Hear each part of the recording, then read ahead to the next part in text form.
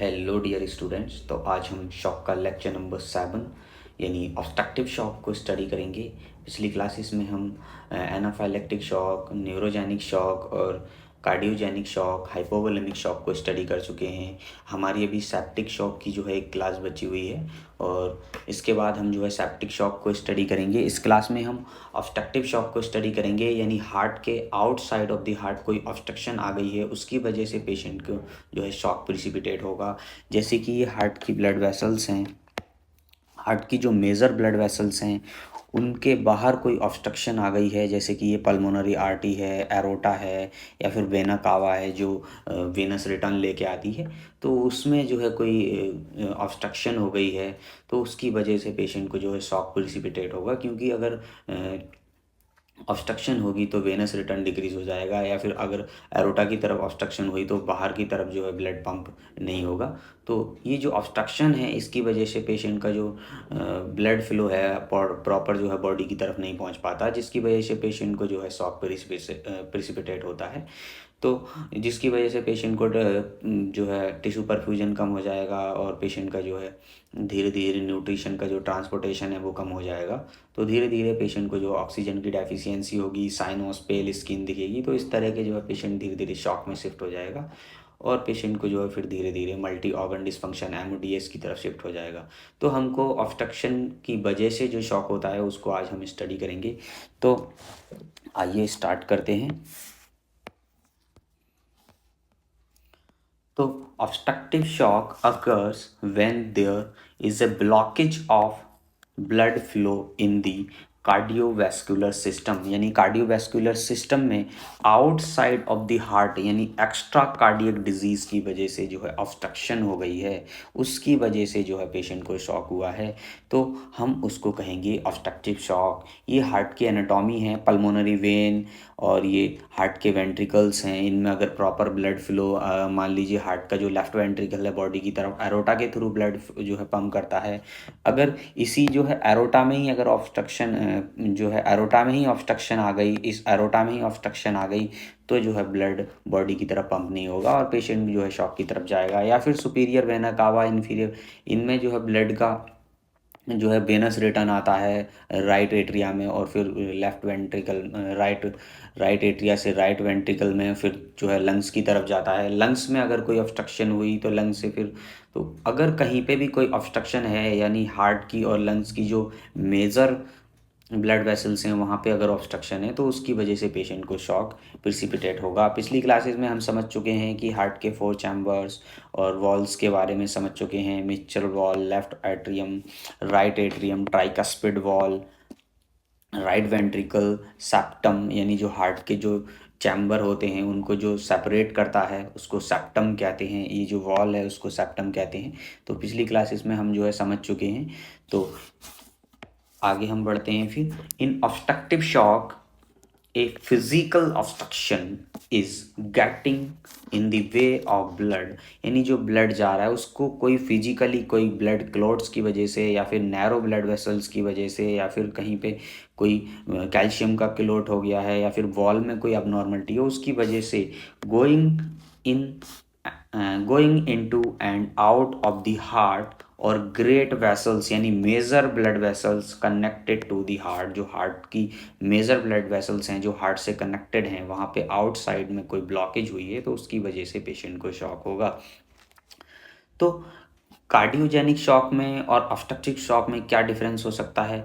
तो in obstructive shock problem is obstruction outside of the heart, यानी जो obstructive shock है वो उसकी प्रॉब्लम ये है कि ऑब्स्ट्रक्शन हुई है आउटसाइड ऑफ द हार्ट। लेकिन कार्डियोजेनिक शॉक में क्या होगा, पेशेंट का जो हार्ट है वही प्रॉपर जो है वॉक नहीं कर रहा है। In cardiogenic shock problem in the heart, यानी हार्ट के अंदर ही प्रॉब्लम है, इटसेल्फ पंपिंग ऑफ हार्ट, यानी हार्ट में ही कोई प्रॉब्लम है जिसकी वजह से जो है हार्ट ब्लड को पंप नहीं कर पा रहा है।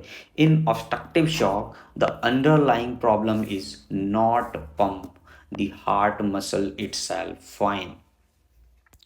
The problem is rather the input into the heart Venus return is decrease, यानी इसकी वजह से जो है वेनस रिटर्न भी डिक्रीज होगा और in the pressure against which heart pumping, जो हार्ट के अगेंस्ट प्रेशर बन रहा है, यानी जैसे वेंट्रिकल, लेफ्ट वेंट्रिकल ब्लड को पंप कर रहा है और आगे अगर ब्लॉकेज है, मान लीजिए यहाँ से लेफ्ट वेंट्रिकल ने ब्लड को पंप किया और यहाँ पे अगर ब्लॉकेज है तो ब्लड क्या है, बॉडी के जो है तरफ जो है पंप ही नहीं हो पाएगा और फिर जो है ब्लड जो है वेंट्रिकल में ही रह जाएगा। तो वो जो प्रेशर है वो बढ़ जाएगा after load is higher than normal, जो प्रेशर है वो नॉर्मल से हायर हो जाएगा, बढ़ जाएगा। कॉजेज ऑफ ऑब्स्ट्रक्टिव शॉक, यानी इसके कॉजेज क्या हैं, बहुत सारे कॉजेज हैं इसके, जैसे टेंशन न्यूमोथॉरिक्स। तो टेंशन न्यूमोथॉरिक्स क्या है, जो लंग्स में हमारे जो प्लूरल स्पेस होता है लंग्स के और चेस्ट कैविटी के बीच में एक प्लूरल स्पेस होता है, यानी प्लूरल कैविटी जिसे हम कहते हैं, ये जो लंग्स है हमारा और यहाँ चेस्ट वॉल है, इसके बीच में एक प्लूरल स्पेस होता है। यहाँ इस प्लूरल स्पेस में ये जो ब्लू जो पोर्शन दिखाई दे रहा है, यहाँ पे जो है एयर एक्यूमुलेट हो गई है।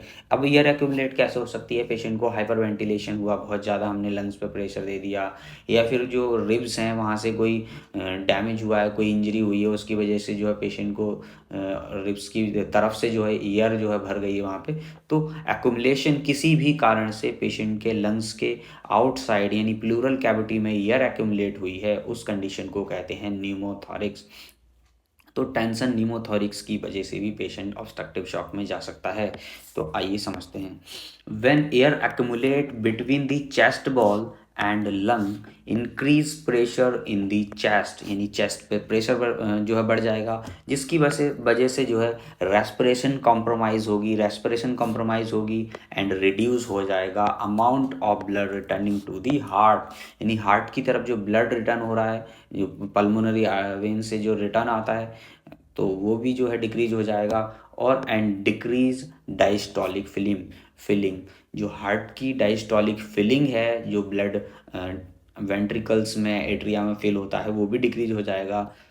तो इस तरह से टेंशन न्यूमोथॉरिक्स की वजह से भी पेशेंट को ऑब्स्ट्रक्टिव शॉक में जा सकता है। कोई कार्डियक टैम्पोनेंट है, कार्डियक टैम्पोनेंट की वजह से भी पेशेंट जो है शॉक में जा सकता है। वो क्या होता है कि जो हार्ट की पेरिकार्डियल होती है, पेरिकार्डियल, तो हार्ट की जो पेरिकार्डियल है, जैसे excessive fluid accumulation in the pericardial sac, यानी हार्ट की जो पेरिकार्डियल शैक होता है वहाँ पे जो है फ्लूइड एक्यूमुलेट हो जाएगा, जिसकी वजह से compressing the heart and leading to decrease cardiac output and shock.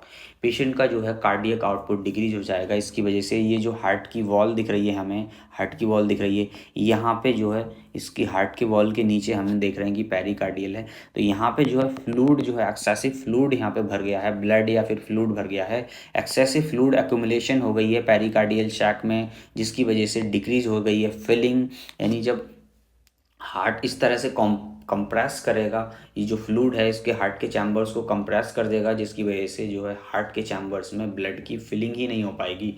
अगर ब्लड की फिलिंग कम हो पाएगी तो फिर जो है कार्डियक आउटपुट कम हो जाएगा। तो कार्डियक चैम्बर्स में जो फिलिंग है वो कम हो जाएगी, जिसकी वजह से कार्डियक आउटपुट डिक्रीज हो जाएगा। कंस्ट्रक्टिव पेरिकार्डाइटिस है, तो उस कंडीशन में क्या होगा, जो हार्ट की जो पेरिकार्डियम है, हार्ट की पेरिकार्डियम है, वहाँ पे इन्फ्लामेशन हो गई है कोई इन्फेक्शन के कारण, the sac covering the heart pericardium thicken, इसकी वजह से जो मेम्ब्रेन है, जो हार्ट की पेरिकार्डियल जो शैक है वहाँ पे जो है थिक हो गई है, इन्फेक्शन के कारण, इन्फ्लामेशन के कारण बिकम स्टिफ हो गई है, हार्ड हो गई है, रिजिड ड्यू टू स्कारिंग की वजह से। तो ये हो सकता है जिसकी वजह से जो इन्फ्लामेशन के कारण जो हार्ट की जो पेरिकार्डियम है वो स्टिफ हो गई है, तो जिसकी वजह से हार्ट जो है प्रॉपर जो है ब्लड को पंप नहीं कर पाएगा। तो ये भी हो सकता है कंस्ट्रक्टिव पेरिकार्डाइटिस में, जो स्टानम यहाँ पे दिखाई हुई है और इसके नीचे जो है हार्ट दिखाया हुआ है।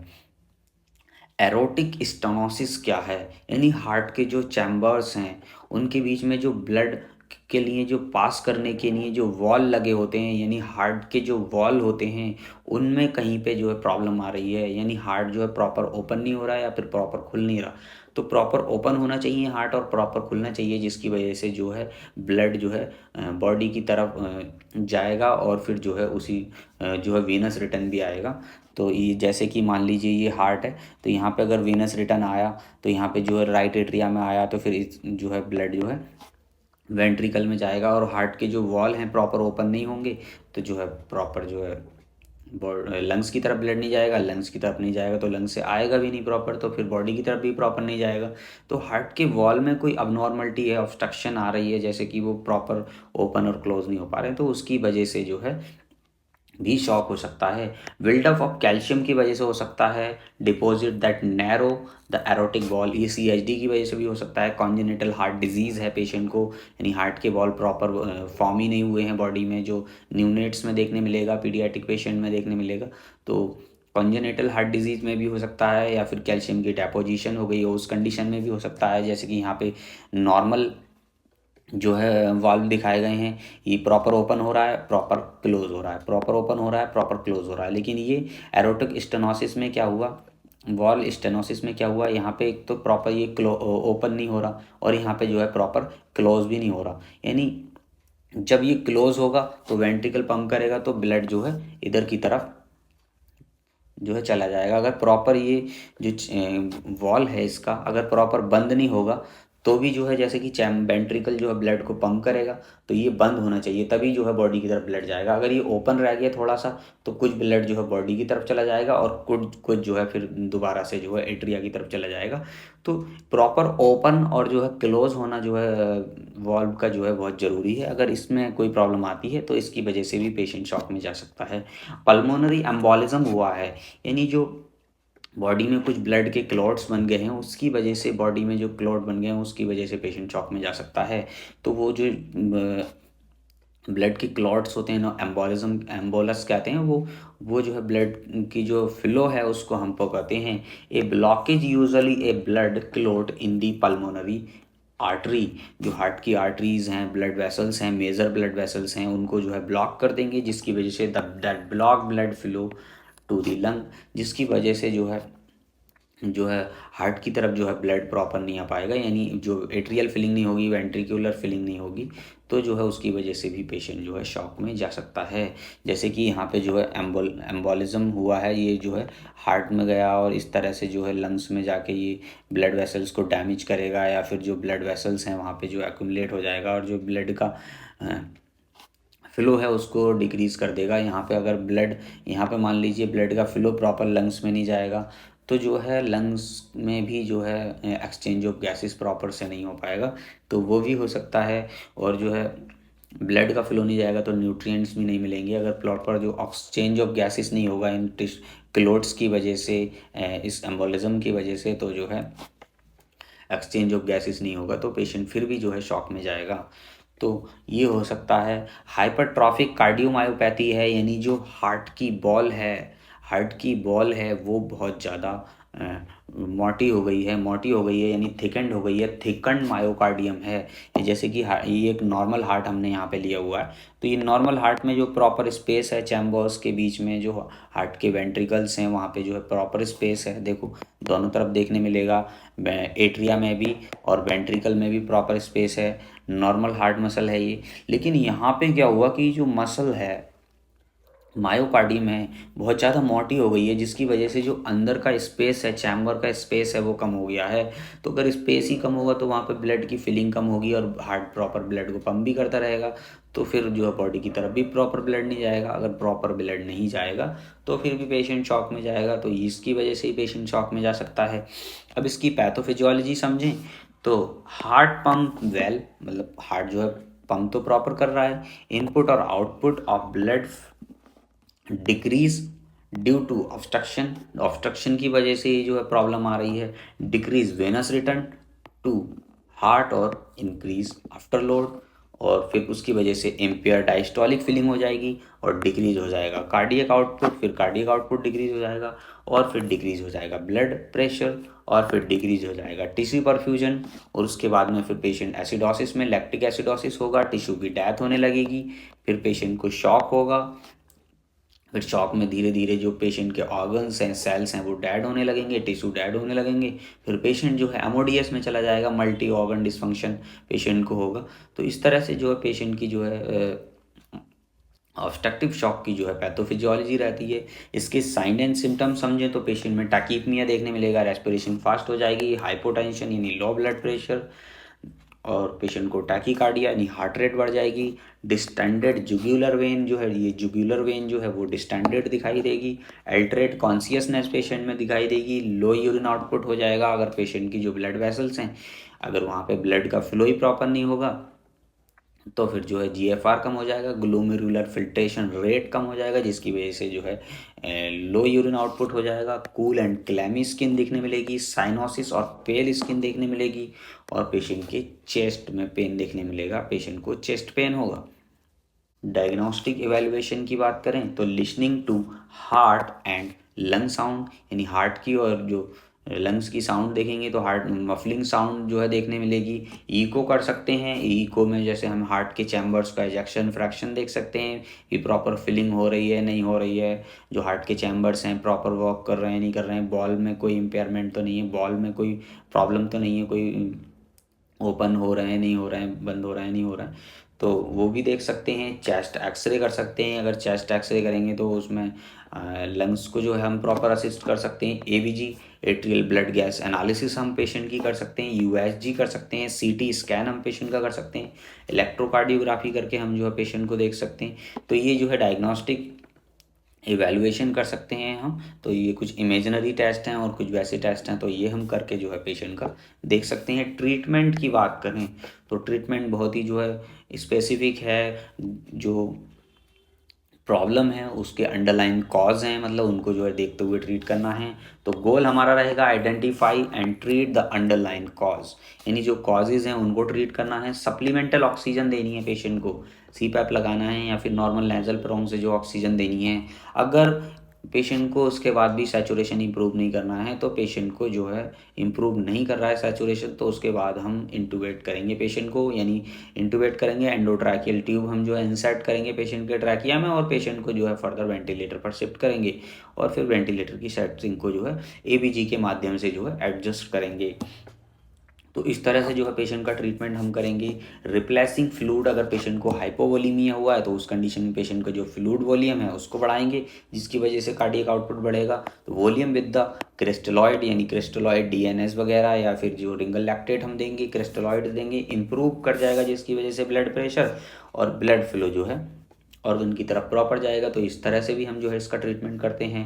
इम्प्रूव कार्डियक आउटपुट, जो है कार्डियक आउटपुट को इंक्रीज करने के लिए हम नॉरएपिनेफ्रिन, नॉरएड्रेनालिन या फिर डोपामिन, डोबूटामाइन जैसे आइनोट्रॉप्स को जो है दे सकते हैं, जिसकी वजह से कार्डियक कॉन्ट्रैक्टिलिटी बढ़ेगी, हार्ट रेट बढ़ेगी, और पेशेंट की जो है जो ब्लड वेसल्स हैं वो जो है कॉन्स्ट्रिक्ट हो जाएंगी थोड़ी सी, तो जो है ब्लड प्रेशर इंप्रूव कर जाएगा। तो इस तरह से भी हम ट्रीटमेंट कर सकते हैं। एम्बोलस, जो एम्बोलिज्म होता है उसके लिए हम जो ब्लड के क्लॉट्स बॉडी में बन रहे हैं उनके लिए एंटी कोगुलेंट थेरेपी दे सकते हैं। वारफेरिन और हेपरिन जैसे एंटी कोगुलेंट से जो है इनका ट्रीटमेंट कर सकते हैं। और एंटीबायोटिक्स दे सकते हैं, NSAID non steroidal anti inflammatory drugs हम दे सकते हैं, स्टेरॉइड्स दे सकते हैं। ट्रीट इन्फेक्शन को ट्रीट करने के लिए हम ये सब चीज़ें दे सकते हैं। एंटीबायोटिक दे सकते हैं, NSAID non steroidal anti inflammatory drugs दे सकते हैं, स्टेरॉइड्स दे सकते हैं। तो इस तरह से जो हम इसका ट्रीटमेंट करते हैं। तो पीछे हमने समझा था कि जो न्यूमोथॉरिक्स है या कार्डियक टेम्पोनेंट है, इनका सर्जिकल ट्रीटमेंट क्या होगा। तो न्यूमोथॉरिक्स में हम जो एक निडल लेंगे और निडल को जो है चेस्ट वॉल में जो है जहाँ पे फ्लूड जो एयर एक्यूमुलेट हो रही है, उस एयर जहाँ पे एक्यूमुलेट हो रही है वहाँ पे एक निडल डाल के जो है हम उस एयर को निकाल देंगे, या फिर जो वहाँ पे एक जो है ट्यूब को प्लेस कर देंगे। तो needle decompression and chest tube placement हम वहाँ पे कर सकते हैं। इस तरह से हम कर सकते हैं, जो ये एयर भरी हुई है यहाँ पे जो हम सिरिंज के माध्यम से या फिर निडल के माध्यम से जो है हम इसको निकाल सकते हैं।